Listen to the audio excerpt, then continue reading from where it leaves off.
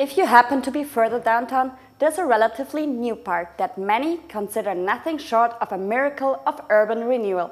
They call it the Park in the Sky. Old railroads don't have to be a waste of space. In the case of the Highline Park on New York's west side, an old railroad turned out to be one of the city's most valuable assets. 3 years ago, the Highline Park finally opened its gates for the first time.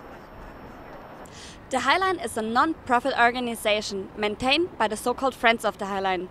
To see how you can donate or even become a member, go to www.thehighline.org. The new taxicab was shown for the first time in public at this year's New York Auto Show. And then other than that, we want to make sure everyone's nice and comfortable. So there's everything from antimicrobial fabric on the seats to a carbon filter in the headliner to help absorb odors. Also in the headliner, it's a panoramic roof, so you can look up and see all the amazing sights of New York City. The Antique Garage Flea Market, situated in the heart of Chelsea, found its place here in 1993. You can find everything from jewelry to art. The Antique Garage Flea Market has been attracting thousands of shoppers each weekend. More than 100 vendors on 2 floors selling everything a vintage lover's heart is craving for. Everybody loves chocolate, especially if it's produced organic like at Raka Virgin Chocolate in Brooklyn.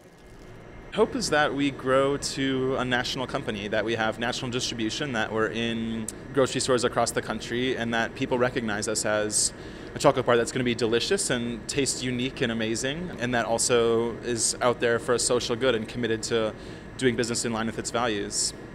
Audrey Hepburn, Martin Scorsese and Brad Pitt are just some of the stars Professor Richard Brown has interviewed in his more than 40 years as a teacher. New York Ahead reporter Michel Desejars talked to him. I really wasn't interested in teaching about jump cuts and f-stops.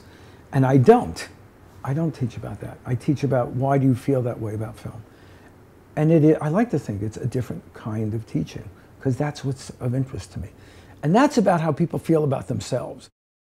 The inspiration to create the Magic Garden came from a young boy of 19 years old, myself, seeing for the first time an installation of great magnitude and of great allure for me, so much so that my heart began to beat furiously, and it was the, in quotes, folk art environment of a man named Clarence Schmidt.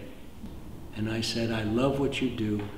And that began my odyssey of making what is now called the Magic Garden.